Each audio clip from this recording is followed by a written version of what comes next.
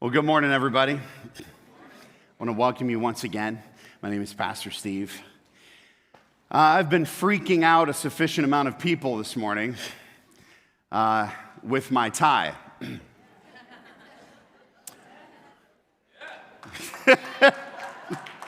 Thank you, Scott. Appreciate the support, man. I've been feeling a little less than supported, a little more like mocked, you know. I'm thinking, hey, it's Easter Sunday. I want to look nice for the people. I don't normally wear a tie, if you're getting this, okay? So I'm here, and I'm shaking hands, and I go around to people, and Lori Dean's over there saying, man, your Baptist is showing. And I'm like, okay, all right, we're on the right track. And I go over here to Jeff Samuels, and he pulls me in close, and he says, is that a clip-on? First off, shots fired, okay? Second off, yes. No, it's not. It's not. It's not. It's a knot, okay? Yeah, it's... Caitlin had to help me, didn't... No, not at all right? And Ruth Ann, I will have you know I didn't even need YouTube, okay? I needed YouTube the last time I did it, and I remembered it from then. All right. Hey, we're going to be in John chapter 11. If you got a Bible, you can turn there, John chapter 11. Before we get there, got a story to tell you that took place in 1897. Right? In 1897, there was a journalist who was sent on assignment from his newspaper to go check on Mark Twain because there were rumors that his health was failing. And so even just doing this, even just having the journalist sent over to Mark Twain at that time caused crazy rumors to start about the fact that Mark Twain was near death, or maybe he had died. And then there were a bunch of rumors saying that he had actually died, and he was reading all of these bewildered. And so he decided to respond by having something published in the newspaper not long after that in June of 1897. Maybe you've heard this before, but he had one line printed in June of 1897. He said, "The report of my death was an exaggeration." I thought that's the perfect Mark Twain way to respond to that situation. The report of my death was an exaggeration. And I wonder if this morning Jesus Christ is sending a similar message to us. And here's why. Because we get together, like we're here together on Easter Sunday, and we are throwing a party, basically, right? Because we are so excited and jazzed about the fact that Jesus is no longer in the grave, that he is alive. And it thrills me that that's the case. And I think it thrills you too. And so we're here and we sing the songs.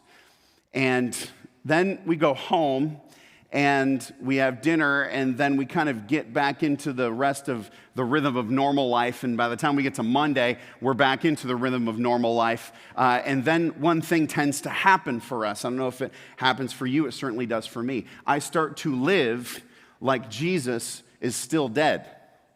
That's how I start to live.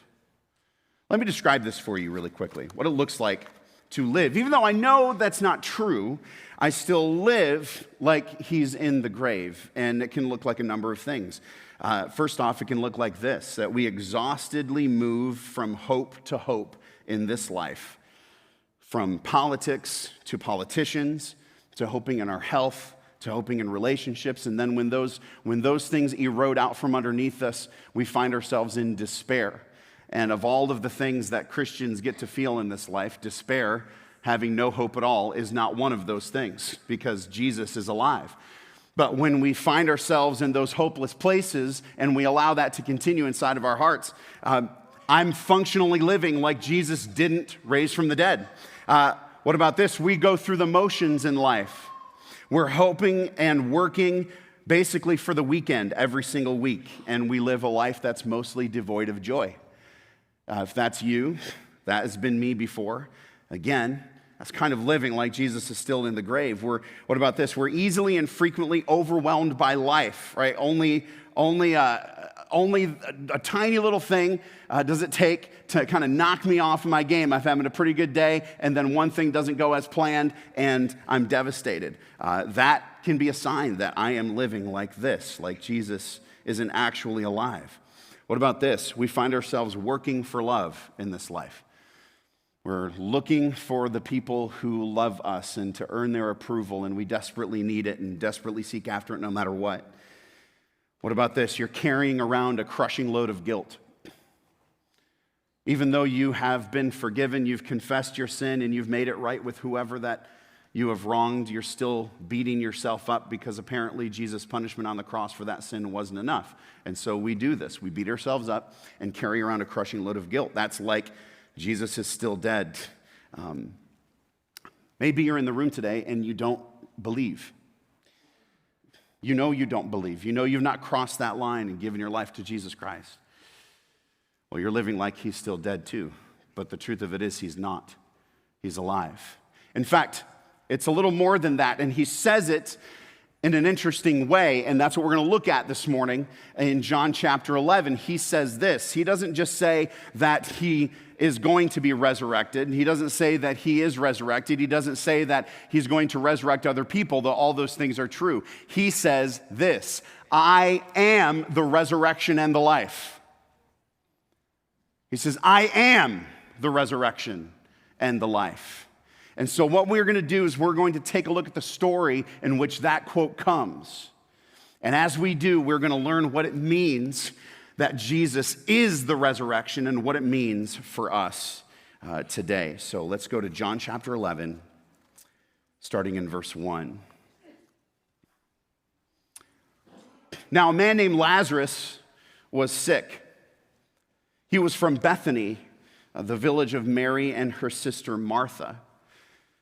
This Mary, whose brother Lazarus now lay sick, was the same one who poured perfume on the Lord and wiped his feet with her hair. So the sisters went and sent word to Jesus, Lord, the one you love is sick. Okay, so we have a situation here. Jesus is on earth doing his ministry, and he's got friends. He's got close friends, and their names are Lazarus, Mary, and Martha. And Lazarus has fallen ill, gravely ill, and so they're sending word to Jesus, and I think that's a pretty good idea because by now, they know Jesus, and Jesus has been doing stuff. He's been healing people, and he's been teaching these wonderful things, and so they're thinking, man, if you're in their spot and your brother gets sick, who are you calling? I'm calling Jesus, right? And so then this happens. Verse 4, when he heard this, Jesus said, this sickness will not end in death. No, it is for God's glory, so that God's Son may be glorified through it. Now Jesus loved Martha and her sister and Lazarus. I'm going to read that again because we're supposed to draw attention to this. Jesus loved Martha and her sister and Lazarus. So, when he heard Lazarus was sick, he dropped everything he was doing and ran straight there. I'm sorry, I must be reading a different version. Let me read the actual version. This is what it really says. Now, Jesus loved Martha and her sister and Lazarus, so when he heard that Lazarus was sick, he stayed where he was 2 more days. Okay, put yourself in this position. Just think of somebody right now that you care about deeply, the person you care about the most in this world. And just imagine that you hear that they get sick and you're not necessarily right with them. What are you going to do? You know, there's a problem and they're being rushed to the hospital. Where am I going? I'm going to the hospital, right? I'm not finishing what I'm doing. And Jesus is like, okay, Lazarus is sick. How sick? Really sick? Like really bad? Okay. Guys, we're going to hang out here for a little while longer. And then we'll make our way over there in a couple of days. And it just so happens that this leaves just enough time for Lazarus to die. So when he heard that Lazarus was sick, he stayed there where he was 2 more days, and then he said to his disciples, let us go back to Judea. Okay, Here's the first thing that I'm going to give you, and it's in your notes if you got a note page. It's number one. Jesus is glorified even in death. Jesus is glorified even in death. What does it mean that Jesus is the resurrection? It means that he's glorified even in death. It means that even in the darkest thing that we can experience in this world, and I think that we'd agree with that death is the darkest thing we could experience in this world. Even in that darkness, the light of the glory of Jesus Christ is not dimmed at all. In fact, it's enhanced, which is crazy to say, but it's true. And so I was trying to think of how I could illustrate this reality.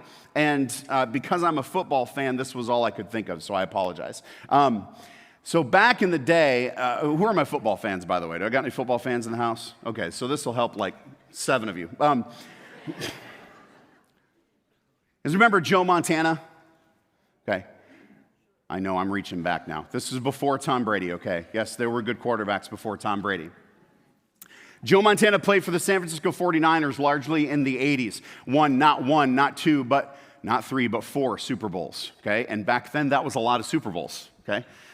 Before Tom Brady's, 24 that he's won. But Joe Montana won 4 Super Bowls, all of them with the San Francisco 49ers. And they're getting near the end of that run and near the end of his career. And as every team has to decide, they got to decide if they're going to stick with their aging Joe Montana or if they're going to move on to their new guy, a guy named Steve Young, who turned out to be pretty good, by the way. And so they decide to go to Steve Young and they ship Joe Montana off. They trade him to the Kansas City Chiefs, who are not the San Francisco 49ers. San Francisco 49ers, 4-time champion playoff team. The Kansas City Chiefs, not a playoff team, okay? But this is where Joe Montana lands. And I remember hearing a sports commentator talk about the moment that he knew how great Joe Montana was. And he said, it actually is in none of the time that he was with the 49ers. As many amazing plays as he put up with the 49ers, as many Super Bowls as he won, and MVPs as he won, that wasn't when I knew how great he truly was. It was when he was with the Chiefs. Surrounded by mediocrity at best, he said the very next season he gets traded over there, and Joe Montana took the Kansas City Chiefs, and he beat the 49ers with the Chiefs. He said, that was the day I knew that guy's great. Because he even in a situation that was not great, it made his greatness look even better. And that's where you see greatness. And glory is the greatness of God made visible. The magnificence of God, the surpassing worth of God, the compelling loveliness of God. That's his glory. And even in death, even in the darkest thing, Jesus is glorified. Even in that dark place, he is made to look amazing and surpassingly of great worth. Compellingly lovely. How is that possible? Well, we're going to continue on to find out. Let's keep reading in verse 7. So he said to his disciples, let us go back to Judea. But Rabbi, they said, a short while ago the Jews there tried to stone you, and yet you're going back? Valid question. Because they're, you know what they're thinking? We're going with you. So they might throw a stone at you and hit us. You know, that's what they're thinking. In verse 9, Jesus answered, are there not 12 hours of daylight? Anyone who walks in the daytime will not stumble, for they see by this world's light. He's talking about himself.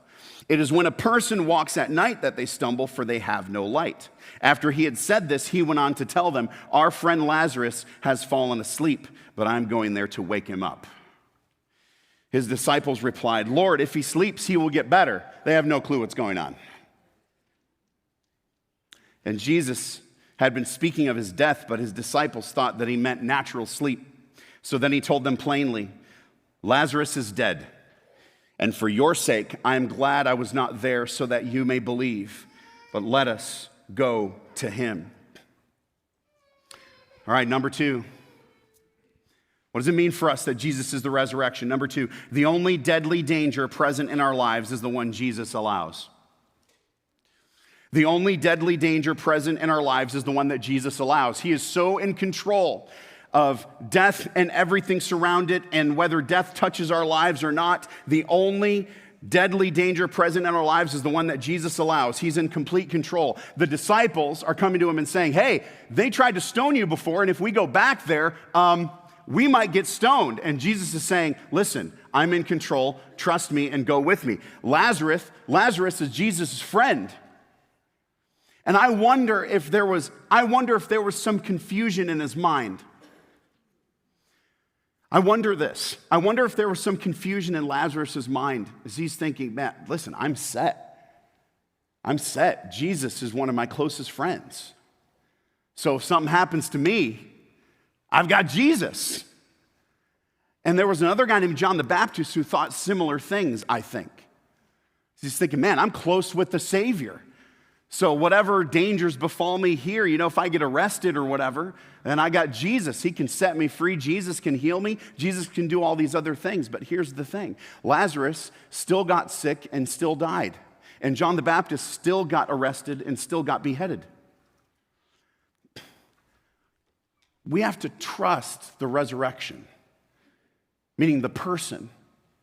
Jesus is the resurrection, and he's in full control, and there's no deadly danger that enters our lives that he doesn't allow. And clearly he has allowed for this to happen. Could he have stopped it? Of course he could have stopped it. He's God. But he didn't do those things. There is no danger at all that can befall you outside of God's perfect control. Okay, just know this, because Jesus is the resurrection. Right? Death is not some chaotic thing that's out there that might get you just in the right moment and out of control. No, everything is in God's perfect control. What does it mean that Jesus is the resurrection? He's glorified even in death. He's in control of all the danger, but also look at number 3 in your notes. Death cannot stop the work of God. Death can't stop the work of God. Jesus is doing something here.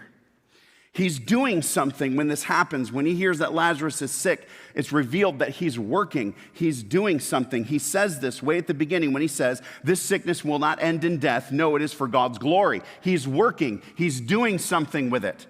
And you can be certain that whatever is going on in your life as well, he's working in that place because he is always working. Look at what else he's doing.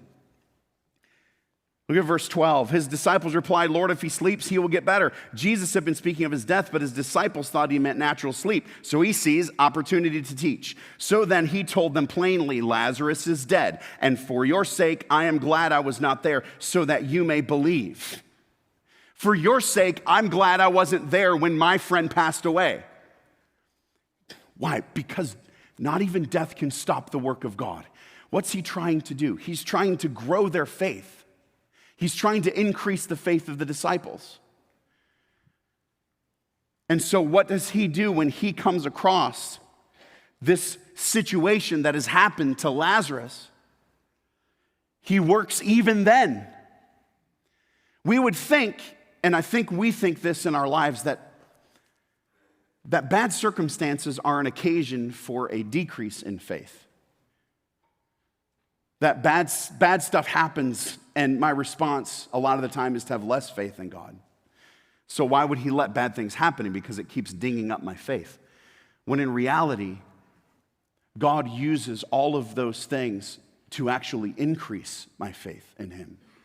You see, the resurrection, Jesus being the resurrection, means that he can use even death to bring faith to life. Jesus turns death inside out. This is how he's got it in his hands. He turns death inside out. An occasion to doubt, an occasion to be in great grief is turned into an occasion to believe and have great joy. And this is what he's doing with them. For your sake, I'm glad I was not there so that you may believe, but let us go to him. He's saying now the lesson's going to continue. He's working. Many of us have been devastated by the reality of death because we've perceived it only as the end of the sentence, because it feels like a period at the end of the sentence and there's nothing after that. But in the hands of Jesus Christ, it is not a period. It's more like a comma. It's a pause before what comes afterward, because he is the resurrection. And so he works it and he uses it to mold us and shape us and turn us into people who believe in him and have greater joy than we did before. And so we continue on in the story, verse 17. On his arrival, Jesus found that Lazarus had already been in the tomb for 4 days. This detail is in there to just illustrate this fact. Lazarus isn't just dead, he's very dead. Or as we like to say here, dead. Also, he stinks. That's just true. But it's saying, listen, the situation is beyond repair. That's what he's saying right here. This situation is seemingly beyond repair. Now, verse 18. Now Bethany was less than 2 miles from Jerusalem, and many Jews had come to Martha and Mary to comfort them in the loss of their brother. When Martha heard that Jesus was coming, she went out to meet him, but Mary stayed at home. Lord, Martha said to Jesus, if you had been here, my brother would not have died. Well, what a heartbreaking thing to hear, right? Is she right? Yeah. I think so. I think they're confused that he delayed going there. But again, he's working. He's doing something. But I know that even now God will give you whatever you ask. And Jesus said to her, your brother will rise again. Martha answered, I know he will rise again in the resurrection at the last day. See, she doesn't totally understand what's happening here. Let's fast forward to verse 32. In verse 32, he encounters Mary now. When Mary reached the place where Jesus was and she saw him, she fell at his feet and said, Lord, if you had been here, my brother would not have died. She said the same thing to him. They're not getting this. He's taking this opportunity to show them something that they need to see desperately, and we need to see it too. When Jesus saw her weeping, and the Jews who had come along with her also weeping, he was deeply moved in spirit and troubled. Where have you laid him? He asked. Come and see, Lord, they replied. Jesus wept. Then the Jews said, see how we loved him. But some of them said, could not he who opened the eyes of the blind man have kept this man from dying? This is a good question. This is a good question, and it's right here that I want to pause the story, and I want to encourage us to insert ourselves into the middle of this. Okay, if you've heard the story before, what's Jesus going to do? He's going to bring Lazarus back to life, okay? Because being the resurrection, he can do things like this.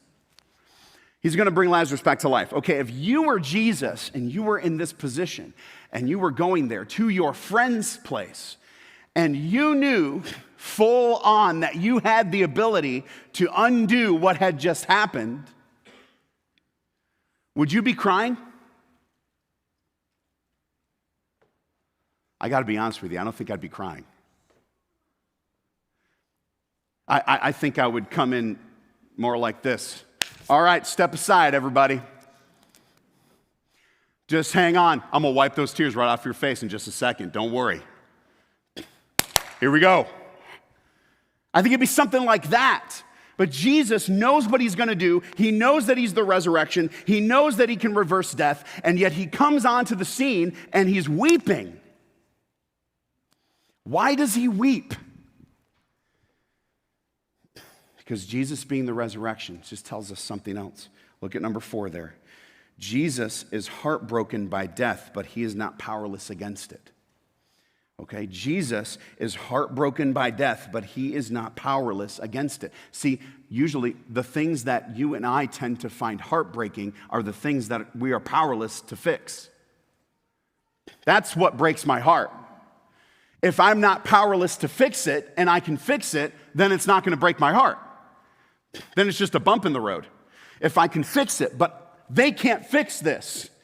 Mary and Martha can't fix this, and they've come up against it, as you and I do, come up against a situation that we cannot change, that has gone a way that we wouldn't choose. And I'm sitting there going, Lord, you could have stopped this, and you didn't stop this. And Mary and Martha are asking the very same question to the man who can reverse his death, even is going to reverse his death, and he's responding by weeping.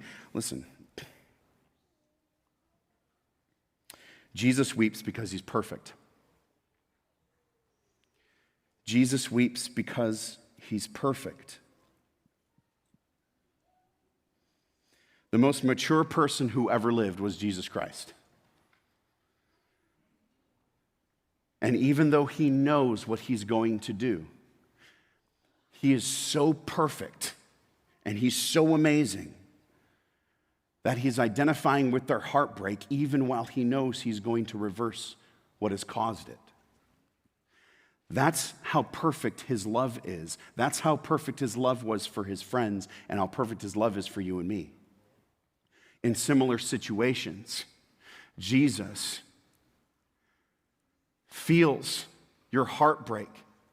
He records your tears. Scripture says this in the Psalms, that our tears are recorded by God, that he bottles them up, that he's aware of every single one of them, and his love and care for us is beyond anything we can imagine. Even being the one who can control everything that's happening, even in that scenario, he is still right there with them, feeling that heartbreak, walking one step at a time through their grief with them. This also means this: Jesus can handle our questions and confusion in the face of death. Jesus can handle it. He's the resurrection, and he's God, but he can handle our questions and doubt in the face of death, and we have many of them. Jesus isn't a Job's friend, right? Remember Job in the Old Testament? All this stuff happens to him, and he's surrounded by these friends who try to explain away everything that happens to him. And they're saying, well, clearly you've offended God, or clearly this has happened. When in reality, we can't have really a great explanation for why things go the way that they go. That's a secret that's God's secret, and it's not for us to know. It's for us to trust. And so Jesus isn't a Job's friend. He shows up to Mary and Martha, and he weeps with them. He feels for them. And this means also that we can trust Jesus on the road of suffering. We can trust Jesus on the road of suffering. Because he's the resurrection. We don't just trust Jesus because he can end suffering, though he can, and he does. We trust Jesus because he knows what it's like to suffer. He knows what it is. So if you're in a moment, you're in a long night with no sleep, you're in pain, you're in heartbreak, you're in anguish, you have a risen Savior who not only can and will end the suffering, but you have a risen Savior who sits with you in the suffering and weeps with you. That is a powerful, powerful reality. Perfect understanding does Jesus have. So, what's he going to do? Verse 38. Jesus, once more deeply moved, came to the tomb. It was a cave with a stone laid across the entrance. Take away the stone, he said. But Lord, said Martha, the sister of the dead man, by this time there's a bad odor, for he's been there for 4 days. I told you, it doesn't smell good. Then Jesus said, did I not tell you that if you believe, you will see the glory of God? Again, he's working. He's doing things. Not even death can stop it. So they took away the stone. Then Jesus looked up and said, Father, I thank you that you have heard me. I thank you. And I knew that you always hear me, but I said this for the benefit of the people standing here, that they may believe that you sent me. Again, he's increasing their faith. Verse 43, when he had said this, Jesus called in a loud voice, Lazarus, come out. The dead man came out, his hands and feet wrapped with strips of linen and a cloth around his face. And Jesus said to them, take off the grave clothes and let him go.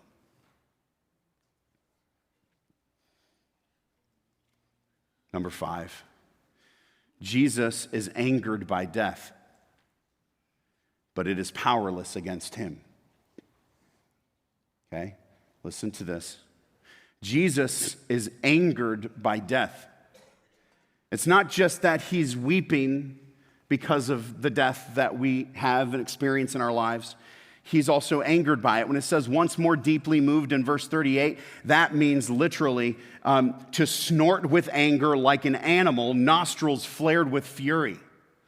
This is how Jesus is standing before the grave of Lazarus. He's angry. He's angry at what sin and death has done to our world. And that anger bellowing inside of him resulted in him raising Lazarus from the dead. And his anger bellowing inside of him also carried him all the way to the cross, where he paid for my sin and for yours and defeated death once and for all 3 days later by being raised again. This is the resurrection. Jesus angered by death, but it's powerless against him, and he's going after it. And so, number 6, death is powerless against Jesus, so it will be powerless against us if we trust in him. At no point can the thing that stops us in our tracks can stop Jesus. At no point. It is in his full control. He works and manipulates death even for his glory and for our benefit and to increase our faith. He is in such full control of something that we are in no control of whatsoever. He is the resurrection. In fact, he says so. And we go back to 11, verse 25. He says this, Jesus said to her, I am the resurrection and the life. The one who believes in me will live even though they die, and whoever lives by believing in me will never die. Do you believe this? And so my question for you today is, do you believe this? Do you believe this? Do you believe that Jesus is the resurrection and the life?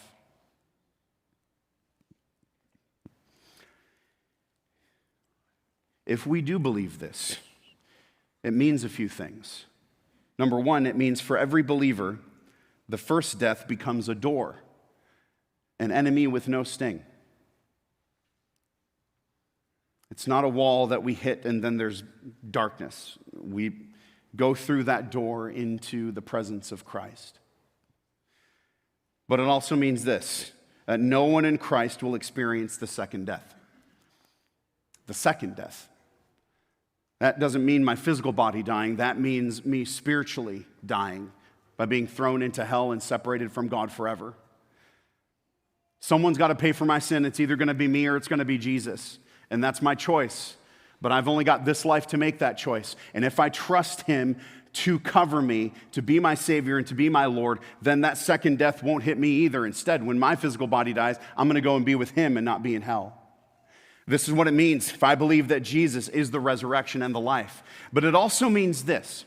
It means that if I am a Christian and I'm living this life right here and right now, right?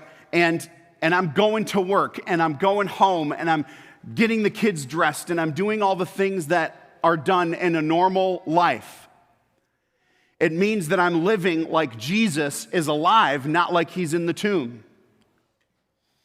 And the way that I like to say this is something I heard a long time ago from a preacher. He said that a Christian life lived the right way demands an explanation. If I'm living like Jesus is alive, my life is going to demand an explanation because here's what's going to happen. I'm going to be joyful when it doesn't make any sense to be joyful. Why? Because Jesus is the resurrection. I'm going to grieve, but grieve with hope. Why? Because Jesus is alive, not dead. I don't grieve in despair. I grieve with great hope. It's going to mean this. It means that I persist and I put one foot in front of the other and trust God even when all seems lost. When everyone else around me looks at me and says, man, that doesn't make any sense for him to continue to go to church and be faithful to God. Man, look at all the things that have happened to him. And I'm saying you don't understand. You don't understand. So what is the explanation? We're living a life that demands an explanation. It's this, number 7. Why? Why anything? Why any of those things? 3 words. Because he lives. That's why. Because he lives.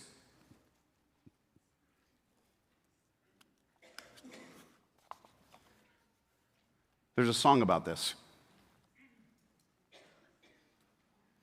We're going to sing it here in just a minute.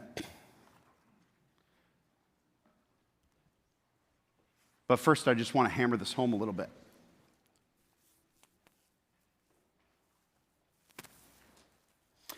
Live a life that demands an explanation.